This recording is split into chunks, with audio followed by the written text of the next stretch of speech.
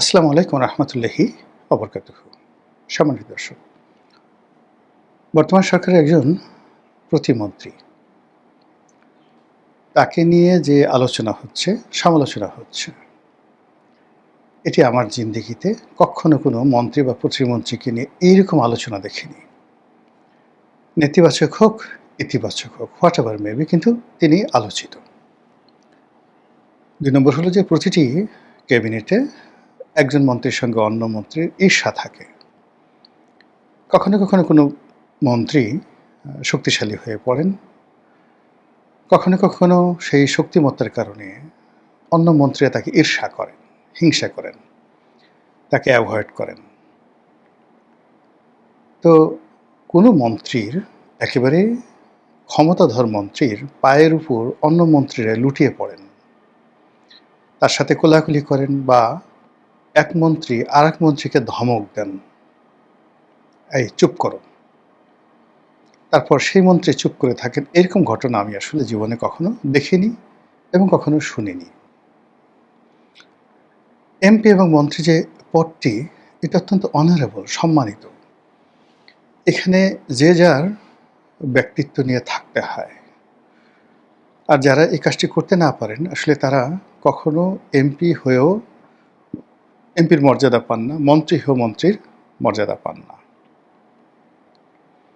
আমরা যখন সংসদে ছিলাম, দেখতাম যে বেশ কিছু মন্ত্রী, তারা জুনিয়র যারা এমপি তাদের সঙ্গে খুব বন্ধুত্ব করতেন। জানতাম কারণটা কি। বিদেশ থেকে হয়তো একটা ভালো শার্ট আনতেন, পজিটিভ হতেন, একটা টাই আনতেন, এক বোতল মদ এনে দিতেন। কেউ আবার নারী টাকা পয়সা এগুলো সরবরাহ করতেন। এই জন্য অনেক মন্ত্রীর সাথে এমপির একটা অনৈতিক সম্পর্ক গড়ে উঠত। কিন্তু এর বাইরে ধরেন কোনো মন্ত্রী একজন এমপিকে ধমক দিচ্ছেন, বা এমপি মন্ত্রীকে ধমক দিচ্ছেন, ছোট মন্ত্রী বড় মন্ত্রীকে, বড় মন্ত্রী ছোট মন্ত্রী, তাদের মধ্যে অনেক দ্বন্দ্ব সংঘাত থাকতো। এটা এরশাদ জমানা থেকে আমরা দেখে এসেছি। কিন্তু সরাসরি এক মন্ত্রী আরেক মন্ত্রীকে ধমক দিচ্ছেন, আর এক মন্ত্রী আরেক মন্ত্রীকে প্রশংসা করছেন, কিংবা ধরেন প্রতিমন্ত্রীকে বড় মন্ত্রী প্রশংসা করছেন প্রকাশ্যে। এরকম ঘটনা আমি আমার জীবনে দেখিনি। আর এই কারণেই আসলে এই ভিডিওটি করা। এই ভিডিওটি করার ইন্সপিরেশন যেটিকে বলা হয়, সেটা আমি পেয়েছি এই মুহূর্তে যাকে ডিফ্যাক্টো প্রধানমন্ত্রী বলা হয়। সবচেয়ে চৌকুস, সবচেয়ে আধুনিক, সবচেয়ে ক্ষমতাধর, সব মিলিয়ে সালাউদ্দিন সাহেব এক অনন্য এই মুহূর্তে বর্তমান সরকারের অ্যাসেট। তো সেই সালাউদ্দিন সাহেব একটি মঞ্চে, অনুষ্ঠানের মঞ্চে, তিনি স্থানীয় সরকার এলজিআরডি প্রতিমন্ত্রী, তাকে বক্তব্য দিতে ডাকার জন্যে, হয়তো ফ্ল্যাটারিং হতে পারে, হয়তো খুশি করার জন্য হতে পারে, হয়তো সম্মান প্রদর্শের জন্য হতে পারে, কিন্তু হোয়াট এভার মেবি, কিন্তু ঘটনাটা যেভাবে ঘটেছে আগে বলে নিই। তিনি যেটা বলছিলেন যে এই মুহূর্তে আপনাদের সামনে বক্তব্য রাখবেন, আমরা এই সরকারের মধ্যে সবচেয়ে পাওয়ারফুল মন্ত্রী, সবচেয়ে শক্তিশালী এবং সবচেয়ে ক্ষমতাধর মন্ত্রী, আমরা সবাই গিয়ে তার কাছে কাজের জন্য বসে থাকি। তিনি বগুড়ার ছেলে, তার নাম অমুক অমুক, এই কথা বলে এলজিআরডি প্রতিমন্ত্রী মীর শাহে আলম বা শাহ আলম, তাকে তিনি পরিচয় করায় দিলেন। এই দৃশ্য আমার দৃষ্টিতে আসার পর আমার কাছে মনে হলো যে এরকম একজন অনন্য সাধারণ প্রতিমন্ত্রী, পাওয়ারফুল মানুষ, তার সম্পর্কে আসলে ২-৪টি কথা বলা উচিত। ফার্স্ট থিং হলো যে এই অল্প সময়ের মধ্যে তিনি কিন্তু অনেকগুলো বিতর্ক তৈরি করে ফেলেছেন। তার জীবনের প্রথম বিতর্ক যেটি দৃষ্টিকটু মনে হয়েছে, তিনি চট্টগ্রামে গিয়েছেন, প্রবল বন্যা বা বৃষ্টির কারণে জলবদ্ধতার সৃষ্টি হয়েছে, এবং তিনি সেখানে গিয়ে বলেন কোনো জলবদ্ধতা নেই। ২ নম্বরে সেখানে তিনি প্রকাশ্যে সাংবাদিকদের সামনে অনেকটা ডক্টর শাহাদাত যিনি মেয়র ছিলেন তাকে বকা দিলেন, ধমক দিলেন, আবার সেটার পক্ষে সাফাই গাইলেন যে এখানে যদি উনিই কথা বলেন তাহলে আমি আছি কেন, বা আমি কথা বলছি এই কারণে যেন ওনার বদনাম না হয়, আমি তাকে হেল্প করছি। এরপরে এটা চলতেই থাকলো। এর বাইরে প্রচার হতে থাকলো তিনি জনাব তারেক রহমান সাহেবের ঘনিষ্ঠ বন্ধু, আপনজন, এবং তার সাথে তারেক রহমান সাহেবের এমন ঘন খাতির, গভীর খাতির যে ওই আসনে কৌশলগতভাবে জোটসঙ্গী হিসেবে মাহমুদুর রহমান মান্নাকে ওই আসনে মনোনয়ন দেওয়া হয়েছিল। আগেও দেওয়া হয়েছিল এবং তিনি নির্বাচন করবেন, মন্ত্রী হবেন, এটা প্রায় ধরে নেওয়া হয়েছিল। এর কারণ হলো জনাব তারেক রহমান সাহেব তার দলের বাইরে যদি একজন লোককে সবচেয়ে বেশি সম্মান করতেন, পাত্তা দিতেন, প্রিভিলেজ দিতেন, তিনি ছিলেন মাহমুদুর রহমান মান্না।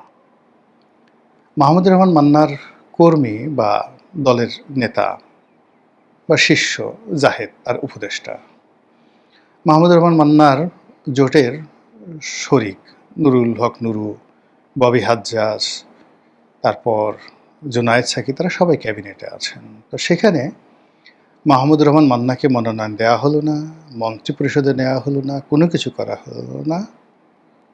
ধরে নেওয়া হয় একমাত্র কারণ হলো এই মীর শাহ আলমের জন্য। তো মীর শাহ আলমকে তারেক রহমান সাহেব যে তুলে নিয়ে আসলেন, এটা চারটিখানি কথা নয়। কারণ হলো এই ভদ্রলোকের ক্যারিয়ার শুরু, তিনি যেভাবেই বলেন না কেন, তার ক্যারিয়ার শুরু অ্যাজ এ, যাকে বলা হয় ইউনিয়ন পরিষদ চেয়ারম্যান, ইউপি চেয়ারম্যান। আমি শুনেছি, আমি এখনো জানি না। তারপরে বললেন যে উনি উপজেলা চেয়ারম্যান অনেকে ছিলেন। তো সেখান থেকে সংসদ সদস্য অনেকেই হন। কিন্তু এই পর্যায় থেকে একটা দেশের প্রধানমন্ত্রীর ঘনিষ্ঠ বন্ধু হওয়া একজন ইউনিয়ন চেয়ারম্যান, তার শুরুটা ইউনিয়ন চেয়ারম্যান হয়ে গেছিল। এটা এখানে দুটো রসায়ন। আইদার প্রধানমন্ত্রী সো লিবারেল যে একজন ইউনিয়ন পরিষদের চেয়ারম্যানের সঙ্গে গলাগলি ধরে হাঁটতে, ফিরতে, চলতে তার কোনো সমস্যা নেই, তাকে তিনি বন্ধু হিসেবে সবার উপরে বসিয়ে দিতে পারেন। অথবা প্রধানমন্ত্রী সেই পর্যায়ের লোক, অর্থাৎ ইউনিয়ন পরিষদের চেয়ারম্যানের পর্যায়ের লোক। আবার উল্টোও হতে পারে যে প্রধানমন্ত্রীর জায়গায় আছে, তো যেই ভদ্রলোক ইউনিয়ন পরিষদের চেয়ারম্যান হয়েছেন তিনি আসলে প্রধানমন্ত্রী হওয়ার মতো যোগ্যতা রাখেন, নচেত প্রধানমন্ত্রীর সঙ্গে তার বন্ধুত্ব হলো কী করে। ঘটনা যাই হোক না কেন, ইতিমধ্যে ক্যাবিনেটের বাইরে, সরকারে, দলে এই জনাব মীর শাহ আলমকে নিয়ে প্রচুর আলোচনা হচ্ছে, বিতর্ক হচ্ছে, নানা রকম কথাবার্তা হচ্ছে, এবং এরই মধ্যে পার্লামেন্টে তার কিছু বক্তব্য বেশ বিতর্ক তৈরি করেছে। জানা গেল যে তার দুজন ছেলে রয়েছে, ইংল্যান্ডে পড়াশোনা করেন। একজনের নাম সীমান্ত, আরেকজনের নাম ঠিক সীমান্ত না, এরকম আরেকটা, সীমান্ত নামটা মনে আসছে।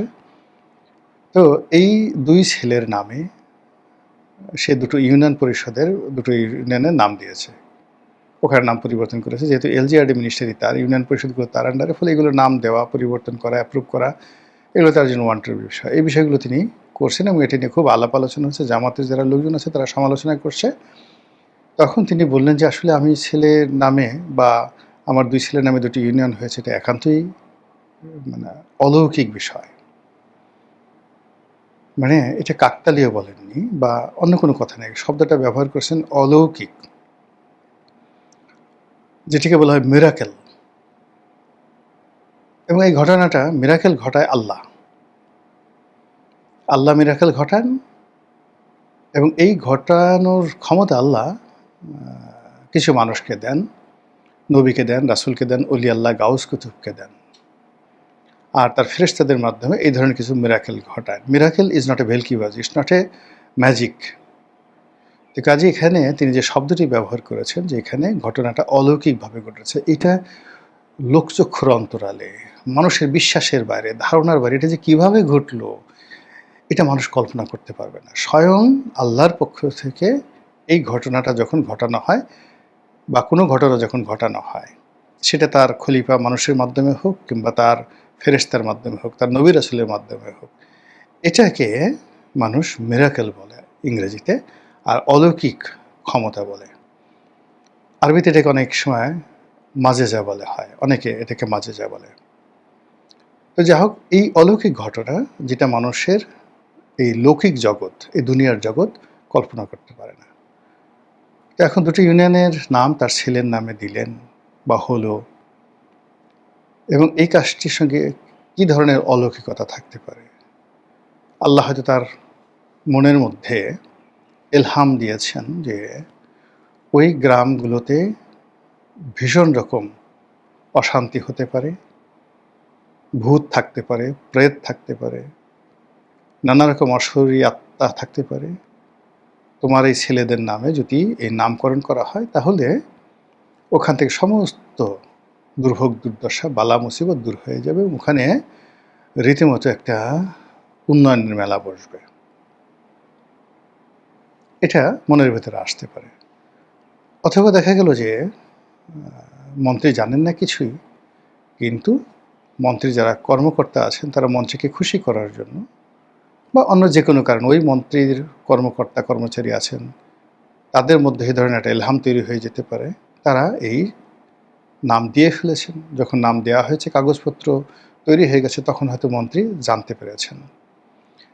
যখন তিনি জানতে পেরেছেন তখন তিনি মনে করেছেন যেহেতু আমার কোনো ইচ্ছে ছিল না, আমি কোনো ইনফ্লুয়েন্স করিনি, আমি বলিনি, এই জিনিসটা এমনি এমনি হয়ে গেছে, নিঃসন্দেহে এর মধ্যে আল্লাহর কোনো ইঙ্গিত আছে এবং মহান আল্লাহই ঘটনা ঘটিয়েছেন। এছাড়া অলৌকিকত্ব মানে এই ইউনিয়ন পরিষদের নামের সঙ্গে তার নিজের ছেলেদের নামের সঙ্গে অলৌকিকত্বের কোনো মিল মহব্বত থাকতে পারে না। তো এভাবে আসলে জনাব মীর শাহে আলম তিনি কথাবার্তা বলে যাচ্ছেন এবং গ্রাম অঞ্চলে তার বাড়ি, মীর বাড়ি, তার বংশ ইত্যাদি নিয়ে খুব ওলটপালট হওয়ার পরে একেবারে সবার শেষে যে কথাটি আসছে, তিনি তারেক রহমান সাহেবের বন্ধু, তিনি প্রধানমন্ত্রীর বন্ধু, তারেক রহমান সাহেবের বন্ধুভাগ্য কেমন, ইত্যাদি ইত্যাদি। ফলে কি হলো, এখনো পর্যন্ত সরকার কিন্তু জিনিসটি বুঝতে পারছে না, তারা কগনিজেন্সে নিতে পারছে না। কিন্তু বাস্তবতা হলো সরকারের ভিতরে, ক্যাবিনেটের মধ্যে, মানে সরকার মানে পুরো সরকার যন্ত্র, সেখানে ক্যাবিনেটের মধ্যে বিভিন্ন মন্ত্রণালয়, মিনিস্ট্রির মধ্যে এই ধরনের একটা সুপার নিউমারি পোস্ট অ্যান্ড পোর্টফোলিও তৈরি হয়ে গেছে এই ভদ্রলোককে কেন্দ্র করে। এবং এটা যদি অব্যাহত থাকে তাহলে আর যাই হোক না কেন, জাতীয়তাবাদী রাজনীতি, বিএনপির রাজনীতি এবং তারেক রহমান সাহেবের রাজনীতি ভালো কোনো ফল বয়ে আনবে বলে আমি মনে করছি না। মহান আল্লাহ আমাদের সবাইকে হেদায়েত দান করুন এবং হেফাজত করুন। আসসালামু আলাইকুম ওয়া রাহমাতুল্লাহি ওয়া বারাকাতুহু।